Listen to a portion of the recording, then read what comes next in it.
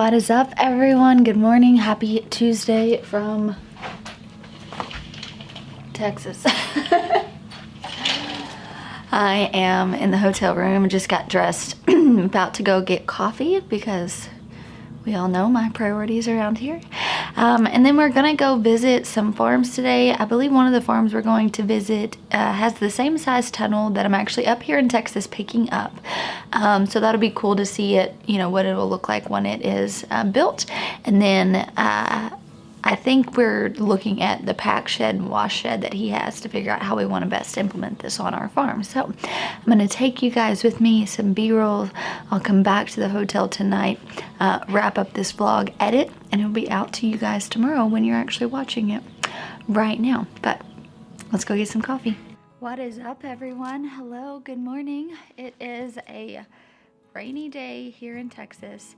We are headed to the warehouse so I can see where my tunnel is getting made and help make it in Arlington.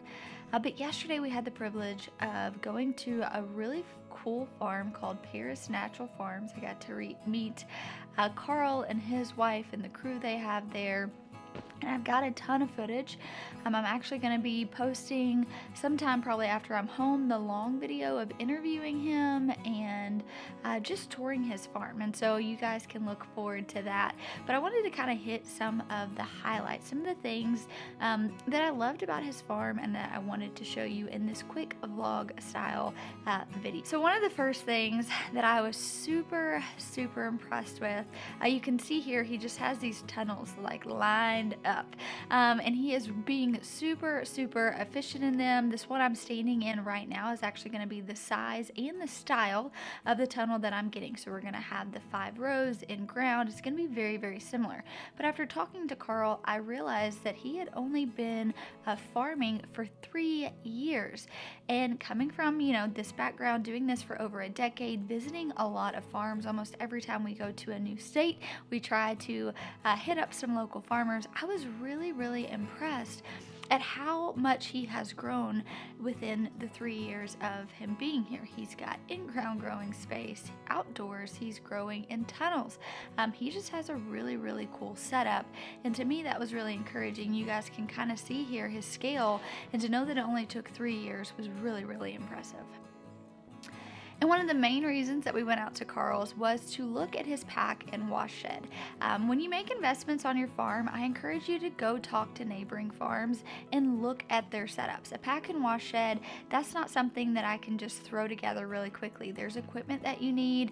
There's even like protocols that you have to follow. And so I knew I wanted to visit as many farms as I could, checking out their pack and wash stations, asking them what their essentials and non-essentials are, to get an idea of how much I needed to spend to be efficient. And so he was super helpful. You can see his pack shed. It's pretty efficient here. He's got, you know, his little sink that he's washing in. He's got his bubbler. He has his dryer. He's got this other really long table for root production. And then he just has a shed that was existing. He took the lean-to, and this is what he's made into his pack and wash shed. Now, I always thought you needed 4 corners, and I see what he's done here is during the winter time when it's not enjoyable, he has just taken leftover greenhouse plastic with wiggle wire, and he has just secured off the outside and thrown a heater in there to make it comfortable during the winter. So for me, this was really eye-opening. Realized I could get by with a cheaper building that doesn't have enclosed walls, because I could obviously leave that open during the spring and summer and fall, but then winter, when it gets a bit cold, you can just throw some plastic up, some wiggle wire, and put it in that channel there. And so this was really cool to just see this setup, how he's doing it, and just talking to him on his fundamentals. He said the things he would 1000% say were necessary were the concrete floor, since you are spraying and washing all your produce and your veggies, and then I said a bubbler and a dryer if you're doing greens. And so that was really helpful. That's kind of been the answer I've gotten a lot, is you have to have concrete floor. And so that was really cool, just being able to kind of see that and pick his brain about some of that stuff. And then the last thing I want to share with you guys, because this I feel like is going to encourage a lot of people. I have been on this journey of growing food for a while, But I had been growing food for some time before I decided to take the leap of faith and turn my hobby into a business and create Whispering Willow Farm. And it was just, a couple months that Nathan came home full time, and we are now both pursuing this as our career.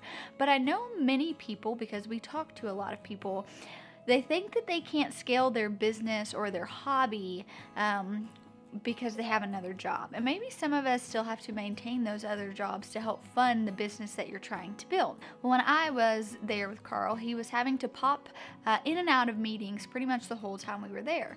And I had asked, are you meeting with wholesale customers? Like, I'm thinking in my mind as a grower, like, what are some of these meetings I have?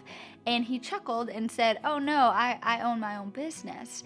And he's in the tech world and owns a tech company and works remote from his farm. And so he's in here on actual business meetings while his wife and his team of employees are managing things, and he pops out when he can, oversees, he helps run the farmers market on the Saturday. He's working nights and weekends. And I wanted to tell you guys that because he's got a vision for his farm. He has a dream, and he's able to get to where he is in 3 years because he is still working that other job that's helping fund and propel their farm forward. And so I hope that that is encouraging to you to know that you can do both for a season, or maybe even multiple seasons. Sometimes you have to make these sacrifices to kind of get where you want to go. I know Nathan and I have made these sacrifices. I worked a lot of jobs I didn't enjoy while trying to build my business from the ground up. I see Carl's doing that. His wife's kind of taking the lead and running things while he's still maintaining another job until they get to a place where they're comfortable with that transition. And I know that many of you guys who are probably watching this now are in a similar boat.